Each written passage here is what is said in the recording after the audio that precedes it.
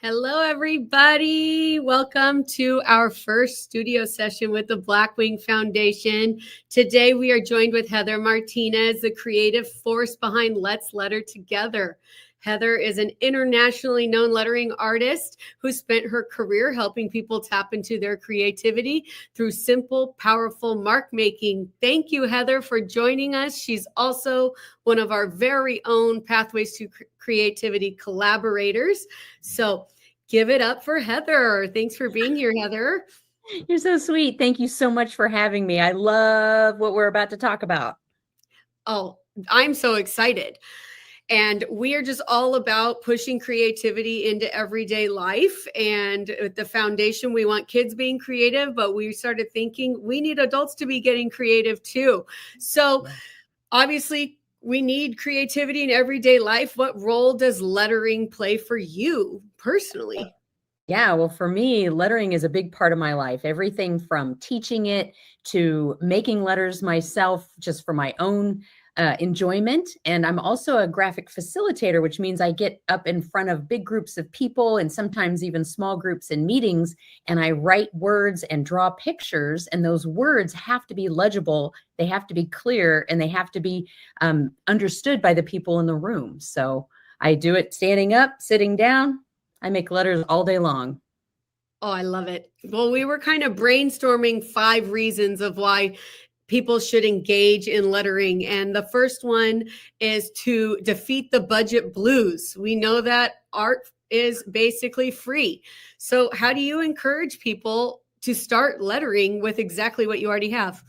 Exactly, right? We have a pencil, we have a piece of paper. That's something you can pull a piece of paper off your printer or even use the back of wrapping paper, right? So anything that can be recycled, you can write on it. And the pencil, I mean, how long has the pencil been around? How reliable is this tool? It's not going to run out of battery juice. You just get to sharpen it every once in a while. So, yeah. Exactly. There's something magical about putting pencil to paper, and we want everybody to be doing that. Another one is giving yourself permission to create. What does that mean in context of handwriting and lettering? Is it just writing grandma a letter, or is it more than that?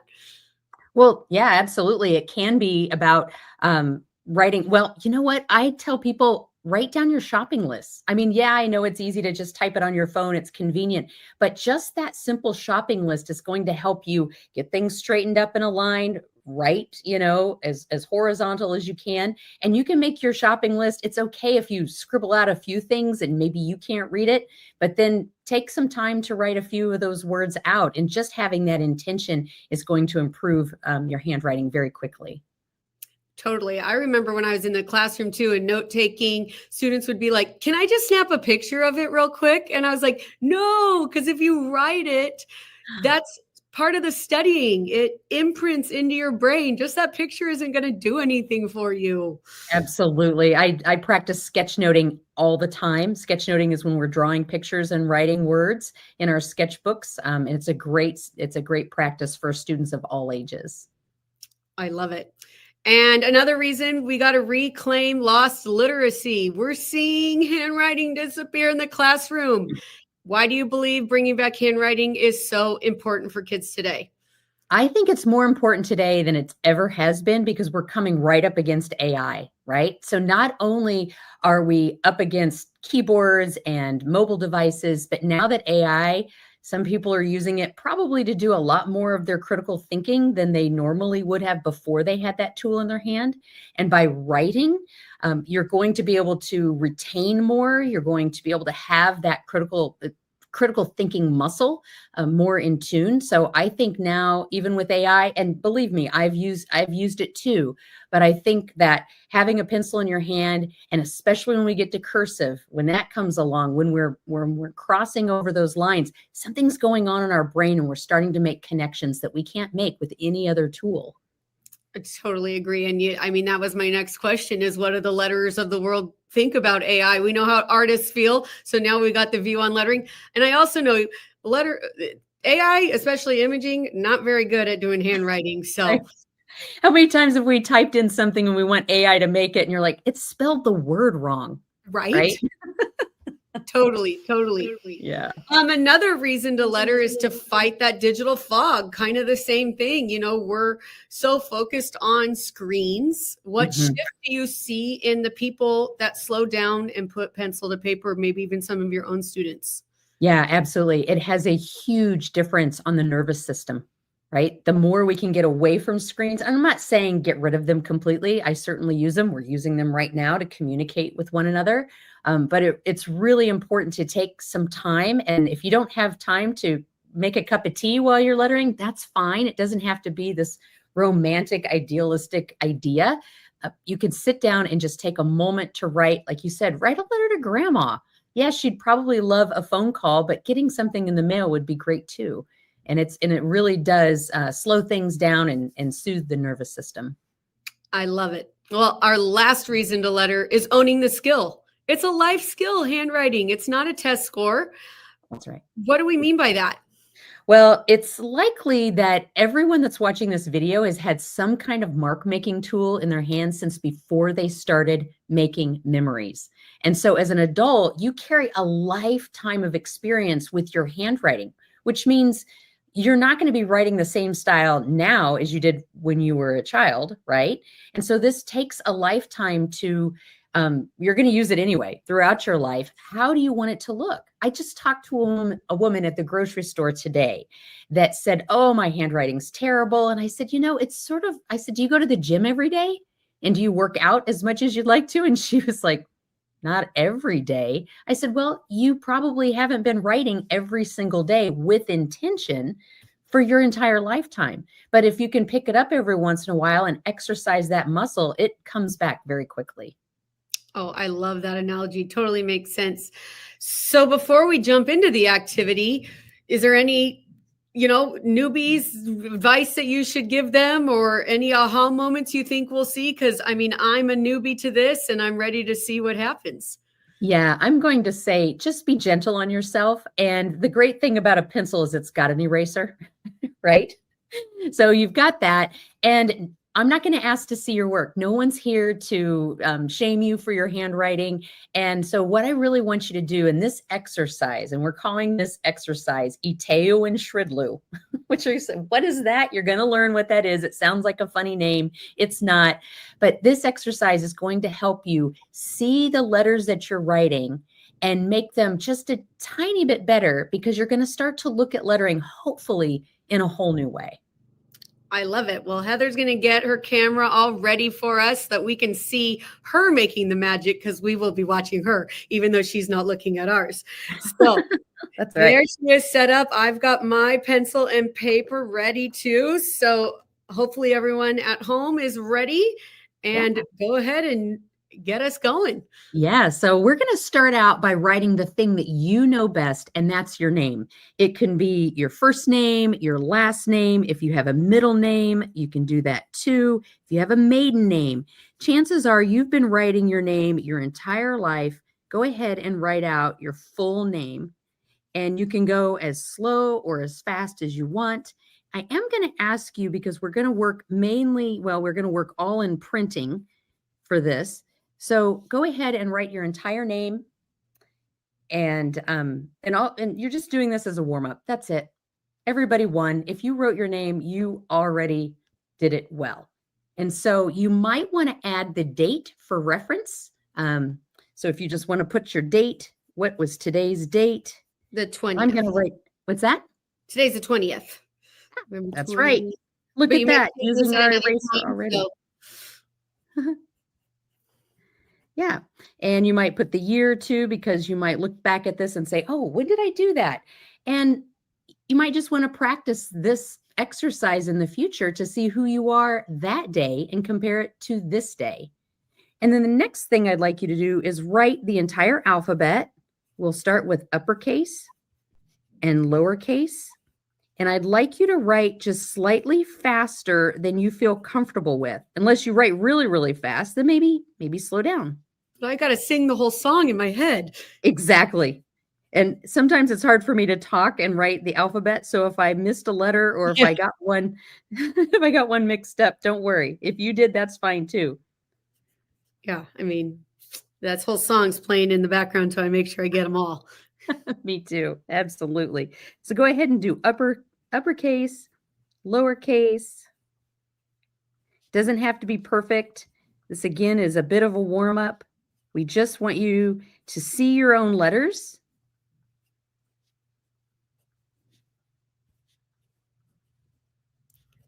Uh-oh, I'm already starting to cramp up. It's not good. Uh-oh, if your okay, here's a quick tip. If your hand is already starting to cramp up, go ahead and let go of your pencil and wiggle your fingers for a minute. And then what I want you to do is I want you to like really, really hold your pencil really, really tightly, like almost trying to break it, but not too long. And then I want you to loosen up and let it go almost as if you're about to drop it. Like if you were to go so loose, you might drop it. And then somewhere in the middle, you're going to find that really good spot, but you don't want to do it as tight as you were. And if you're finding your jaw or your shoulders are tensing up, go ahead and rotate your jaw, pretend like you're chewing bubble gum, and then rotate those shoulders around, because a lot of times we'll be gripping our fingers and our jaw and our shoulders will get tight as well. Good tips. I need that when I'm driving. Exactly. All right. So hopefully you've got your uppercase and your lowercase letters. Now we're going to write Iteowen Shridlu. And we're going to do capital and then lowercase. And you want to make sure you just leave some space underneath so that you can write more under. And you want to kind of space them about. So Iteowen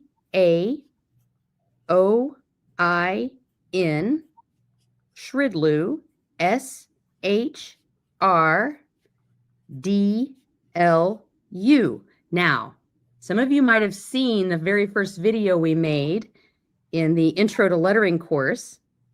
Go ahead and write the small letters too. Does anybody know what Iteowen Shridlu is? Do you want to tell them, Courtney? Drum roll. Sure. These are the most common letters in the alphabet, correct? Yeah. Used letters. Is that the right way to describe it? Yeah, the most common letters used in the English speaking alphabet. So other languages might be different. So if you are watching this and your native language is not English, you might look that up. Just Google it. What are the most popular letters? And these are 12 letters. And what's important about that is that if we practice these letters, and these are the most popular letters, then we're going to improve our handwriting exponentially. But before we practice them, every single one of these letters, if you notice, there's square letters, triangle letters, round letters. All of these letters look like other letters in the alphabet. Now you have all of these letters up here, and I'm going to go ahead and write these out and explain them. But if you want to work ahead, and if you're a fast worker, you can figure out what letter looks like each one of these. So for instance, the letter E, the letter F would look a lot like the letter E. We're looking at some of the same kinds of lines, right? So if we have a T, which we have a vertical and a horizontal line, we might think of the H or the L. But honestly, we already have an H and an L in Shridlu, so we don't have to practice that right now. But the idea is, what are some of those letters that look like that letter? An A could look like a V. A V sort of looks like a W, and even a Y, because we've got these diagonal shapes. And this is a great exercise because now we're starting to look at the shapes of our letters. And if we start to write our letters more like Iteowen Shridlu, then we are improving our letters, our handwriting, all at the same time. So with the O, we have the C, the G, the Q. Sometimes we can make a Q with a tail on it like this. Sometimes I like to make mine just underneath, like a little swash. But this is where style, this is totally up to you in terms of style. You can write it however you want. You don't have to write it like me at all. Now the I, the letter I, has a straight stem, just like the N. So we're going to group these together. And some of the other letters, because this has got a diagonal, a full diagonal, we could look at the letter M, X, and the letter Z or Z. So we're just looking at all these letters going, okay, what else looks like the letter S? Now, this is a bit of a trick question because there is no other letter in the alphabet that has a compound curve. What do I mean by a compound curve? Well, I have a curve that goes this way and then a curve that goes this way. And each one of these curves, because they go in opposite ways, that's called a compound curve. There's no other letter in the alphabet like that. So that's why a lot of people say the letter S is hard to write. Never noticed that before. I know, that's what we're doing. We're looking at letters in a whole new way, huh? We need to talk to whoever invented the alphabet here. I have my teacher, my favorite, I won't say my favorite because I have lots of favorite handwriting and calligraphy teachers, but my one of my mentors, Carol Dubois, says the letter S was invented for us to solve. It was like a problem for us to solve because the letter S is a very difficult one to write. Now we talked about the H over here. Now let's look at the letter R. What other letters in the alphabet look like the letter R? Can you see a K in there and a P? Totally. Yep. The letter D, we might think of the letter B. All of these letters kind of have some things that are in common. And we've talked about the letter L already over here. And then the letter U, and you think, what? Well, there's one more letter that we forgot, and it's actually one of the least most used letters, except for when it comes to names. It's one of the most popular letters to write for first names, but the letter J. And if you're a lefty, chances are the letter J is the easiest one to write because you get to come it from this direction and pull. So a quick note to lefties, anytime you're watching someone write, you may have a different way of writing because as right-handers, we are constantly pulling our letters. And as left-handers, you're constantly pushing to write your letters. So when you go to write an E, you might not push the crossbars on an E, you might pull them towards the stem. And that's okay. There's no wrong way. The lefties, they get to create all kinds of great ways to make their letters. So I'm a lefty in the house, and I just am learning so much about that. I'm like, it's like front wheel drive and rear wheel drive. That's right. Well, I love lefties. So yeah, let's talk more about lefty stuff. If you have any questions, let me know. Okay, any questions about these capital letters? I feel like we covered like every single letter right there. That's we amazing. did. That was every single letter. Amazing. Isn't that great? With the exception of the letter S, every single letter looks like another letter. And that's why we can improve these so quickly and so easily. But what I do want you to notice too is notice that the capital letters have a lot of straight lines and the lowercase letters have a lot of curves. I mean, look at the E, and the N, they're curvy. Same with the A. So now we've got to look at our lowercase letters and say, okay, what looks like the letter E? How about the letter C? And the letter T? How about the letter F? Now with the A, I kind of made a funny A here. I call this a two-story A. Actually, most of our A's look like this. So if we have an A that looks like that, it's going to be like the D. Maybe the G. So I'm looking at this mother shape here. That's that rounded part, and maybe a Q. And kind of the same goes with the O. So we'll just group that. We'll group those two together. With the I, now this one has what's called a tittle. That's the dot over your I. Well, how about a J? Just because it has the dot in common. Right? Now, when it comes to N, we can do an M.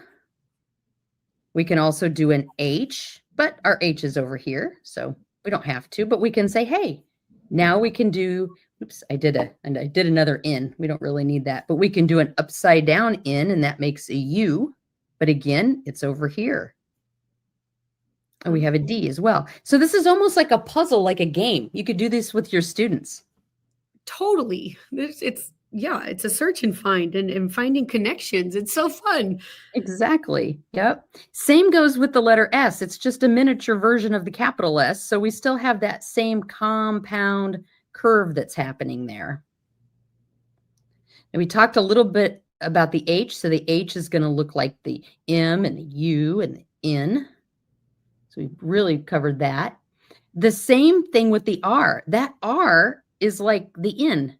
So we're already seeing those patterns, right? So we've already done that. The D, well, now we've got another shape that we didn't really talk about, and that would be the B. So it's that same kind of shape there, but the stem is on the other side. And then the P. Now the L, that's a straight shape, but we might be thinking about the letter K. And we talked about the U looking like an N. And depending on how you make your Y, you might make your Y that's rounded, or you can go back to that L and say, okay, I kind of make my Y with straighter lines. And speaking of straight lines, we could put this probably under the L, but we've got these sort of outliers. We've got the V, the W, the X, and the Z or Z. So this actually might make for a fun worksheet where you have your students go through this, or you can do this yourself, but then make this part be the puzzle, right? Give them a couple of Then minutes. they can, like, compare and contrast the two on which letters are in common for capital or lowercase. So many things to do with this. Good. And you don't even have to be a teacher. You could do it with your kids. You could do it with anyone, right? Totally. Yep. I Exactly. love it. Yay. I feel like I have not looked at my letters from this lens ever. Even when I was learning handwriting, I don't know. I know. So cool. Yeah. So I only have one more thing to talk about. So how do we go from here? What do we practice? Well, I said that we could practice Iteo and Shridlu. Hopefully you remember what that is, but something that's really easy to remember is a pangram. So who knows what a pangram is? Do you remember? I remember, but you have some great ones and I don't have one off the top of my head. So I'm going to have you go for this. All right. So a pangram is a hollow alphabetic sentence, right? So it's a sentence that includes every letter of the alphabet. And by practicing pangrams, we can improve our spacing, our common letter combinations, and how our letters live in relationship to one another. So you've likely heard of the pangram, the quick brown fox jumps over a lazy dog. That's the one, right? So we can write that out. And when we do that, we're looking at how our letters live in relationship to the other letters. We're thinking about spacing. We're thinking about the next letter that we write. We're kind of visualizing it in our head, maybe.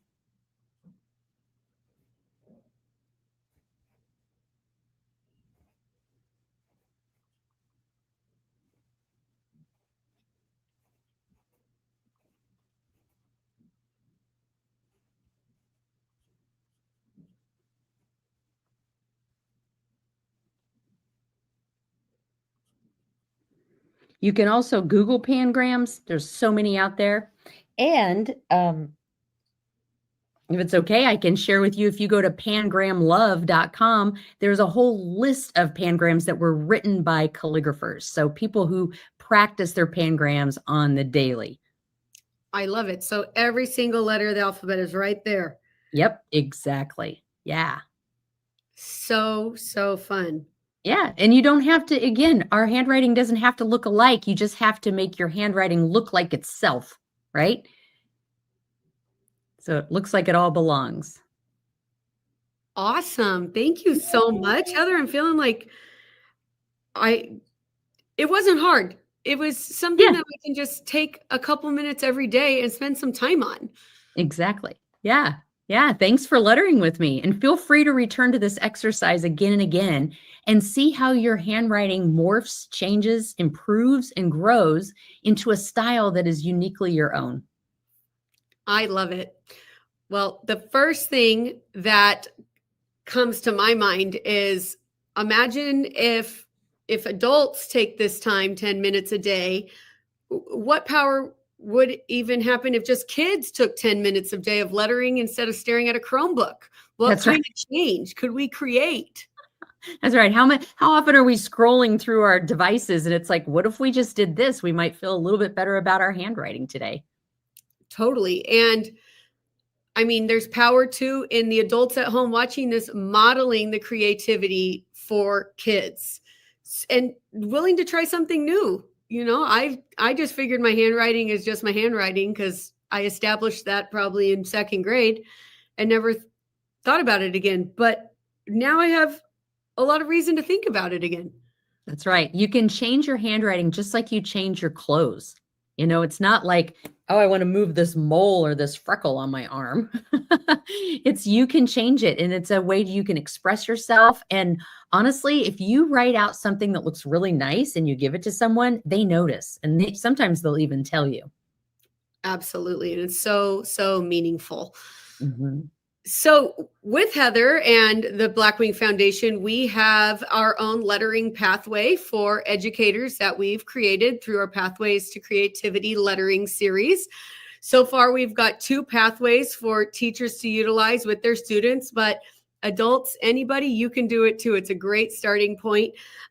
So we've got our intro to lettering and our graphic novelist. Heather, do you want to just briefly tell us a little bit about each pathway?